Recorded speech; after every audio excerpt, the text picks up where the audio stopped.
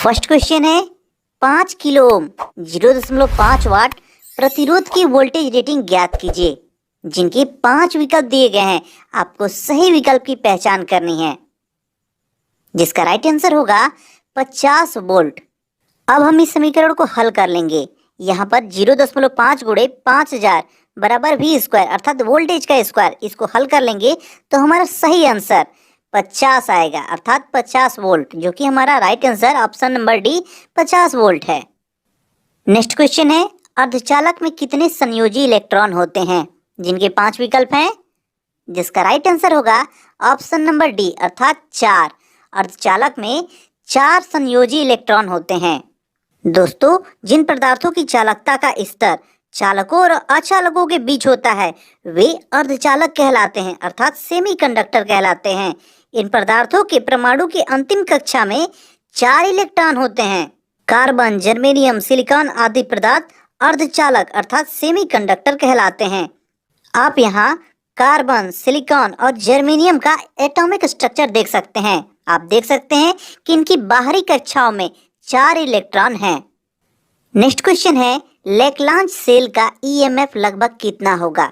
जिनके 5 विकल्प हैं 1 वोल्ट, 2 वोल्ट, 1.5 वोल्ट, 2.5 वोल्ट या 3 वोल्ट, जिसका राइट आंसर होगा 1.5 वोल्ट। दोस्तों, लेक्लांची सेल का ईएमएफ अर्थात विद्युत वाहक बल 1.46 वोल्ट होता है और इसका आंतरिक प्रतिरोध 1 ओम से लेकर 5 ओम तक का होता है। प्रश्न के सभी विकल्पों में से 1.5 वोल्ट 1.46 वोल्ट के सबसे पास में है। इस कारण इस प्रश्न का सही आंसर 1.5 वोल्ट होगा। दोस्तों, लेक्लांची सेल का प्रयोग हम ऐसे स्थानों पर करते हैं जहाँ थोड़े थोड़े समय के लिए विद्युत धारा की आवश्यकता होती है, जैसे विद्युत घंटी, टेलीफोन। नेक्स्ट क्वेश्चन है निम्न में से कौन सा पदार्थ प्रतिचुंबकीय पदार्थ है? जिनके ऑप्शन है सोना, प्लेटिनम, एल्युमिनियम, लोहा या निकेल, जिसका राइट आंसर होगा सोना। सोना एक प्रतिचुंबकीय पदार्थ है। दोस्तों, प्रश्न के विकल्प में दिया गया है प्लेटिनम और एल्युमिनियम, ये दोनों अर्धचुंबकीय पदार्थ हैं और लोहा तथा निकेल लौह चुंबकीय पदार्थ हैं, जबकि सोना, बिस्मथ, फास्फोरस, पारा और एंटीमनी ये प्रतिचुंबकीय पदार्थ हैं। दोस्तों, यहाँ पर आप अनुचुंबकीय, प्रतिचुंबकीय और लौह चुंबकीय में क्या अंतर होता है और उनके क्या गुण होते हैं वीडियो में आप देख सकते हैं। नेक्स्ट क्वेश्चन है सोलर सेल का बना होता है? जिनके ऑप्शन है silicon, magnesium, titanium, Teflon, aluminium, जिसका राइट आंसर होगा सिलिकॉन। सोलर सेल सिलिकॉन का बना होता है। दोस्तों, सोलर सेल या सोलर बैटरियां फोटोवोल्टाइक प्रभाव के कारण सूर्य या प्रकाश के किसी अन्य स्रोत से ऊर्जा को प्राप्त करके उसे विद्युत ऊर्जा में परिवर्तित करती हैं। यहाँ पर आप सोलर सेल का सिंबल देख रहे हैं। यह सिंबल आपके एग्जाम में भी पूछा जा सकता है।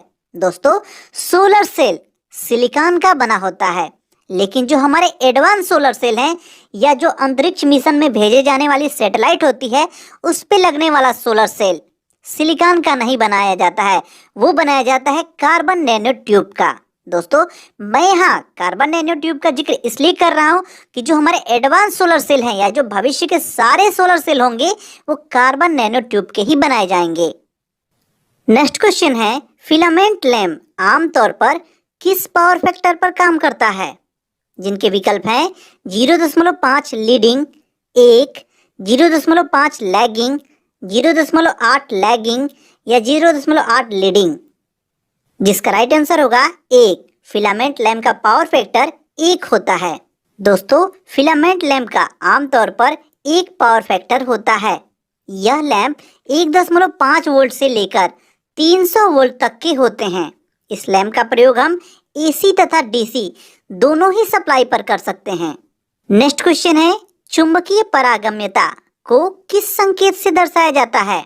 जिनके 5 विकल्प हैं, सही विकल्प की पहचान करनी है, जिसका राइट आंसर होगा ऑप्शन नंबर ए। इस संकेत को हम म्यू कहते हैं। दोस्तों, चुंबकीय पारगम्यता अर्थात परमिएबिलिटी, यहाँ पर चुंबकीय फ्लक्स घनत्व तथा चुंबकन बल के अनुपात को हम चुंबकीय पारगम्यता अर्थात परमिएबिलिटी कहते हैं। इसका प्रतीक म्यू होता है और इसका कोई मात्रक नहीं होता है। अगला प्रश्न है, फ्लक्स का 1 वेबर बल्कि चुंबकीय लाइनों के बराबर होता है, जिनके 5 विकल्प हैं। सही आंसर होगा 10⁸ दोस्तों, चुंबकीय क्षेत्र में किसी चुंबकीय बल रेखाओं के लंबवत तल से गुजरने वाली चुंबकीय बल रेखाओं की कुल संख्या को हम चुंबकीय फ्लक्स कहते हैं। इसका प्रतीक फाई और एसआई मात्रक वेबर होता है। 1 वेबर में 10⁸ चुंबकीय लाइनें होती हैं। नेक्स्ट क्वेश्चन है, किसी चुंबकीय सर्किट में चुंबकीय विभव को किस संदर्भ में मापा जा सकता है, जिनके ऑप्शन है एमएमएफ, फैराड, ईएमएफ, कूलॉम या ग्रॉस। जिसका राइट आंसर होगा एमएमएफ अर्थात मैग्नेटिक मोटिव फोर्स। दोस्तों, जिस प्रकार वैद्युतिक सर्किट में ईएमएफ इलेक्ट्रॉन को कंडक्टर में प्रवाहित करता है, ठीक उसी प्रकार एमएमएफ मैग्नेटो मोटिव फोर्स चुंबकीय परिपथ में चुंबकीय फ्लक्स को गति प्रदान करता है। नेक्स्ट क्वेश्चन है, एक साइनसोइडल करंट का फॉर्म फैक्टर 1 है। अगर करंट का औसत मान 20 एम्पियर है तो करंट का आरएमएस मान कितना होगा? जिनके ऑप्शन है 18 एम्पियर, 22 एम्पियर, 20 एम्पियर, 25 एम्पियर और 30 एम्पियर। जिसका राइट आंसर होगा 20 एम्पियर। दोस्तों, जब फॉर्म फैक्टर का मान 1 होता है तब फॉर्म फैक्टर बराबर औसत मान होता है। चलिए हम इसे हल करके देख लेते हैं। प्रश्न में फॉर्म फैक्टर दिया गया है और औसत मान दिया गया है, आरएमएस मान पूछ रहा है। हम इस प्रश्न को इस फार्मूले से हल करेंगे। फॉर्म फैक्टर बराबर आरएमएस मान बटे औसत मान। इस फार्मूले में हम अपने वैल्यू को रख देंगे। अब हो जाएगा 1 बराबर आरएमएस बटे 20। यहाँ पर 1 गुणे 20 बराबर आरएमएस मान अर्थात 20 एम्पियर इजगल टू आरएमएस मान। दोस्तों, यदि प्रश्न में पूछता कि फॉर्म फैक्टर का मान कितना होता है तो इसका सही जवाब होगा फॉर्म फैक्टर का मान 1.11 होता है। नेक्स्ट क्वेश्चन है, किसी सर्किट में 20 ओम का रजिस्टर 0.5 एम्पियर का करंट प्रवाहित करता है। पूरे रजिस्टर में वोल्टेज कितना होगा? जिनकी ऑप्शन है 5 वोल्ट, 15 वोल्ट, 10 वोल्ट, 20 वोल्ट या 30 वोल्ट। जिसका राइट आंसर होगा 10 वोल्ट। दोस्तों, यह बहुत ही आसान सा प्रश्न है। हम इसे इस फार्मूले से हल कर लेंगे। फार्मूला है V equal to I R. भी पूछ रहा है, I का मान है 20 एम्पियर और R है 0.5 ओम। हम इसे हल कर लेंगे तो सही आंसर आएगा हमें 10 वोल्ट, जो कि हमारा ऑप्शन नंबर बी है।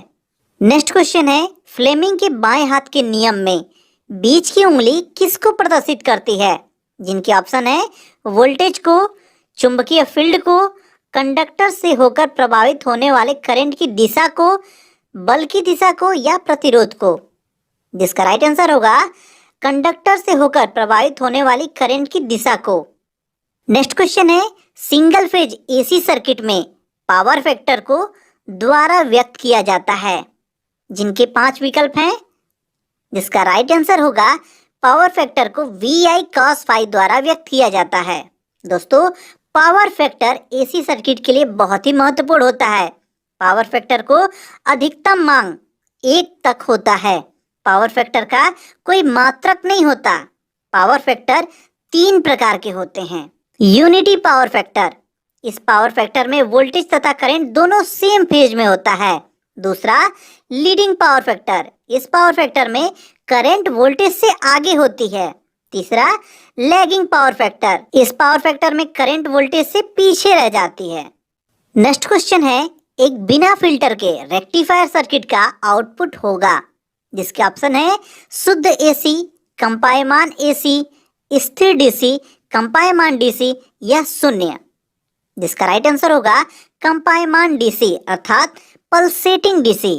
दोस्तों, हम रेक्टिफायर सर्किट बनाकर एसी सप्लाई को डीसी सप्लाई में कन्वर्ट कर लेते हैं, लेकिन यह डीसी कंपायमान डीसी अर्थात पल्सेटिंग डीसी होता है।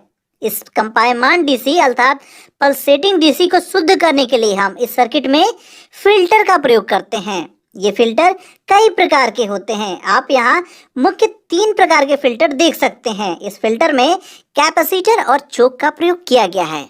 नेक्स्ट क्वेश्चन है, इलेक्ट्रोलाइट का बैटरी चार्ज होने की दिशा को दर्शाता है? जिसके ऑप्शन है रंग, गाढ़ापन, द्रव्यमान, विशिष्ट गुरुत्व या तापमान।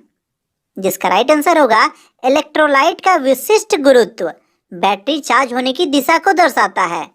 नेक्स्ट क्वेश्चन है, एक इलेक्ट्रिक मोटर की शक्ति निर्धारित करें जो 220 वोल्ट लाइन से 5 एम्पियर लेता है।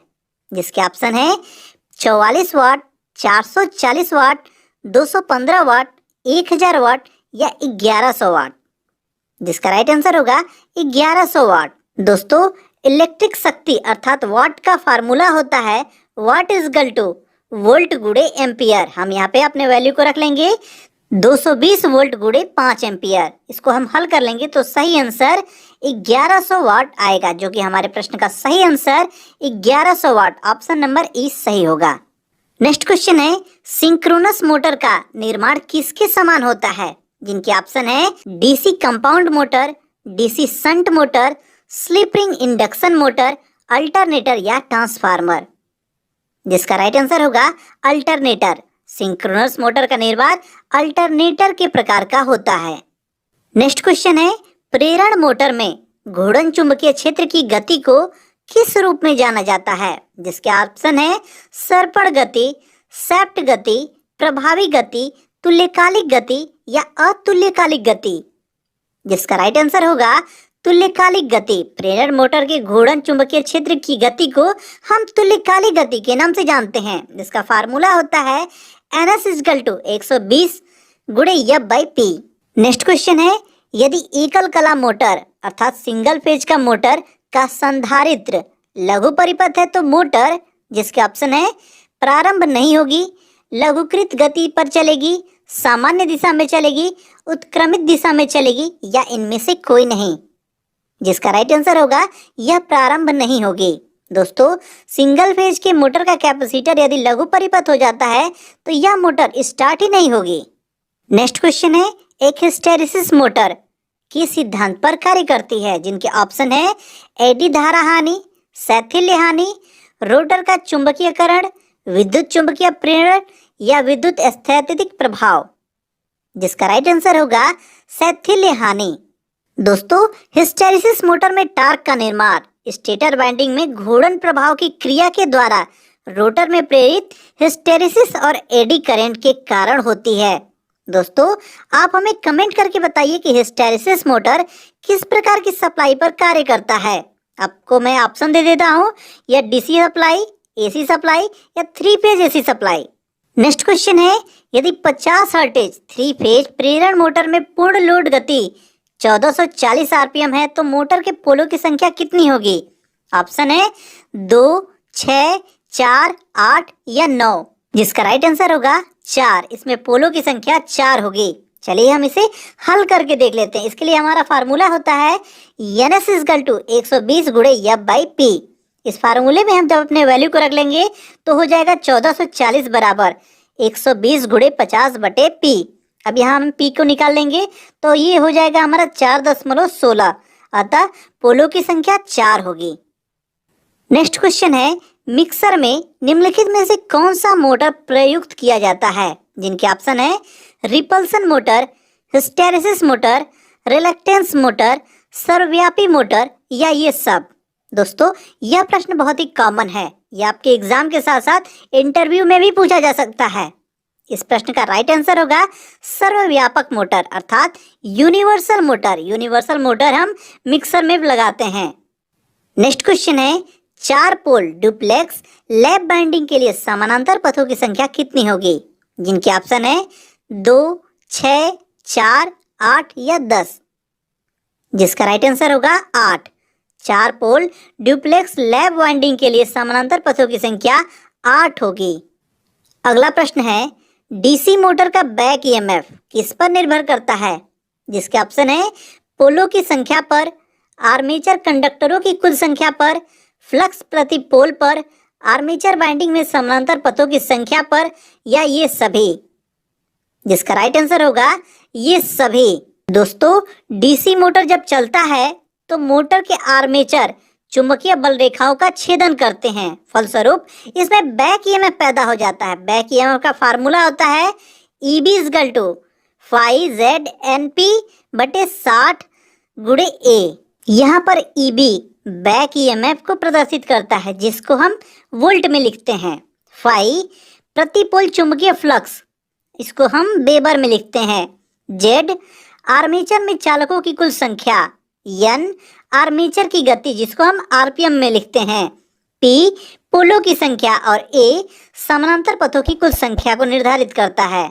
इस टेस्ट सीरीज में आज के लिए इतना ही। दोस्तों, ये वीडियो आपको अच्छी लगी हो तो इसे एक लाइक जरूर कर दें और हमसे जुड़े रहने के लिए हमारे YouTube चैनल इलेक्ट्रीशियन एजुकेशन को सब्सक्राइब कर दें और नोटिफिकेशन दबाकर ऑल